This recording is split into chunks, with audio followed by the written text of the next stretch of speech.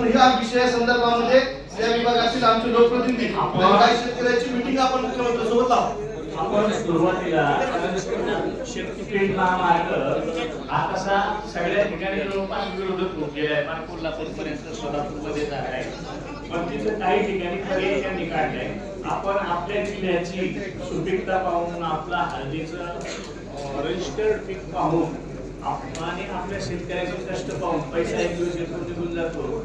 हे कसं भूसंपादनाच्या संदर्भात आमच्या नाशिक जिल्ह्यातला खूप मोठा अनुभव बरोबरीला असल्यामुळे मी पहिले तर आमदार साहेबांना सांगतो, आमदार साहेब आपण आता निवेदन घेऊ आणि बांधकाम आपले शिवेंद्रराजे त्यांच्या सोबत आधी आपण चर्चा करू. त्यांच्या थ्रू सीएम साहेबांना आपण सगळे मिळून एक पत्र देऊ आणि शक्यतो पुढच्या हप्त्यात किंवा त्याच्या पुढच्या हप्त्यात, कारण लगेच देतील असं मला वाटत नाही, पण आपण आग्रह करून पुढच्याच हप्त्यात वेळ घेऊ.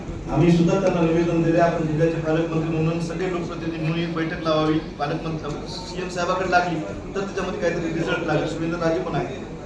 आजच्या या बैठकीच्या संदर्भामध्ये साहेब आपणही मुख्यमंत्री महोदयांना कळवावं. याचा तीव्र विरोध आहे. सर्व पदाधिकारी इथले जेवढे काही आमदार खासदार आहेत सगळे त्याचा विरोध करत आहेत आणि आपण याची नोंद दखल घ्यावी आणि हे शक्तीपीठ आम्ही होऊ देणार नाही म्हणजे होऊ देणार नाही. सगळे काही दुमत नाही. आपण थोडंसं त्याला गांभीर्याने घ्यावं. तिथल्या शेतकऱ्यांचं जीवनमान उंचावरचं तर एक अत्यंत वाईट घटना घडली की तिथून तो टाकतोय आपण अत्यंत सुपीक भाग आणि त्या विभागातील इरिगेशन पण खूप चांगल्या पद्धतीने आणि त्या विभागातून जर शक्तीपीठ ज्याची कुठंच मागणी नाही असा शक्तीपीठ जर जात असला तर त्याला आमचा विरोध आहे. आणि जिल्ह्याचे पालकमंत्री म्हणून आपण त्याच्या संदर्भामध्ये मुख्यमंत्र्यांकडे बैठक लावावी. जिथून मागणी आहे तिथून हा शक्तीपीठ गेला पाहिजे. शेतकरी आलेले सगळे इतर खूप मोठ्या प्रमाणात शक्तीपीठ आलेले, त्यामुळे आमचे वसमत असेल, कळमनुरी असेल, आमदार असेल या विभागातून जिथून मागणी नाही मागणीसाठीच आम्हाला पत्र आलं, मागणीसाठी आम्ही पत्र दिले. त्यामुळे आमचा व्यक्तिगत त्याला विरोध आहे.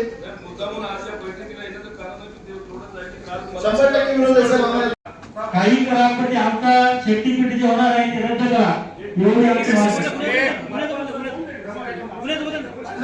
असं कुठं आहे की त्याला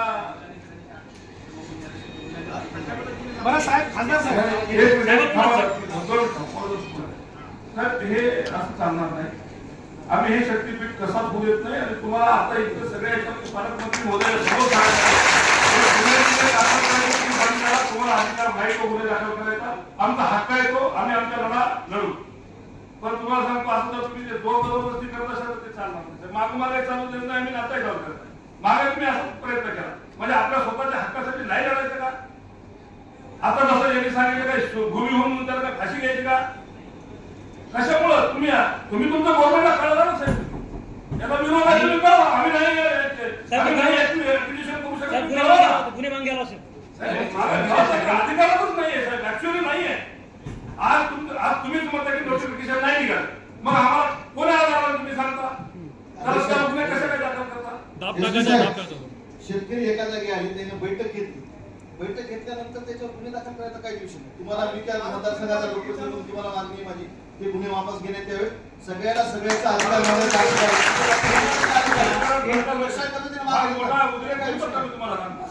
शेतकरी निवड हा शक्तीपीठ बोलत नाही तरी काही विचार असते तर मंत्री महोदय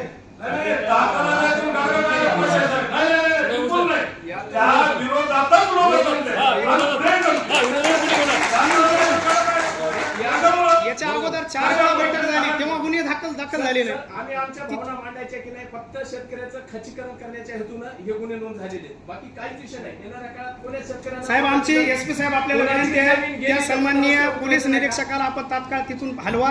आमची विनंती आहे कोणाच्या प्रेशर खाली कोणाच्या दबावाखाली किंवा कोणाचं सांगण्याहून असं जर काही त्याच्यात राजकारण आमचा संशय आहे की त्याच्यात काहीतरी राजकारण होत आहे. आमची विनंती आहे आम्ही शेतकऱ्याचे पोरं आम्ही एकत्र यायचं नाही असं आम्हाला लेखी लिहून तरी द्या. आम्ही तोंडाला चिकटपट्ट्या लावतो मंत्री महोदय आणि आम्ही घरामध्ये बसतो बांगड्या घालून.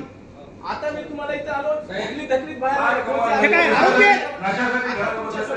हे आरोपी आहेत. सामान्य शेतकरी एका दाण्याचे शेतकरी आहे. या बैठकीचा सराव घेऊन मुख्यमंत्री साहेबांना बोललं पाहिजे.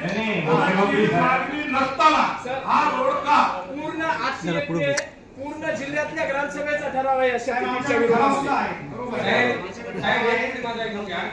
जशी अलाइनमेंट पडली आणि जसे गट नंबर आले तशी माझ्या गावातल्या जवळपास 40 ते 50 शेतकऱ्यांनी जेवण करणं सोडून दिले हे खरं आहे, सर. त्यांना झोप लागणं फक्त पॅन कार्ड बघायले. आणि जर समजा असे जर आम्ही एका जागी आलो आणि आमच्यावर जर कोणी गुन्हे दाखल करत असेल, आम्ही काय पाकिस्तान मधून आलेलो नाही साहेब, आम्ही हडापासाचे शेतकरी आहेत. याचा विचार या शासनानं प्रशासनानं करायला पाहिजे साहेब. आणि याच्यावर जे काय आहे ते तोडगा काढायला पाहिजे. काही जरी झालं तरी आम्ही एक इंच सुद्धा जमीन आम्ही देणार नाही आत्महत्या करण्याचा. आम्ही वेळ प्रसंगी तुम्ही जर आम्ही या कायद्याने जाऊ, जर तुम्ही जर हे करत नसाल तर आम्हाला कायदा सुव्यवस्था हातात घ्यावा लागेल. आम्ही मारू किंवा मरू मात्र शक्तीपीठ होऊ देणार नाही. म्हणजे नाही. मोठे तालुक्यातून आलेले शेतकरी आहेत साहेब. आणि खासदार साहेबांना आमच्या वसमतमध्ये हळद संशोधन केंद्र एवढं मोठं आणलं आणि आमचा मेन आम्ही हळद उत्पादक शेतकरी आहे. आणि जर समजा हे रोड झाला आणि हळदच जर नाही पिकली तर तुमचं संशोधन केंद्र काय करायचं जिल्ह्यातलं? तुम्ही एवढा खर्च कशासाठी केला? हा आमचा स्पेसिफिक प्रश्न आहे. याच्यावर तुमच्यावर आमचा विश्वास आहे. तुम्ही सर्वांनी याच्यावर काहीतरी तोडगा मिळावा. आम्ही बेबीच्या देठापासून बोलायलो, नाहीतर आम्ही भूमिहीन होणार. आम्हाला भीक मागल्याशिवाय दुसरी वेळ राहणार नाही. म्हणजे गंभीर परिस्थिती आहे.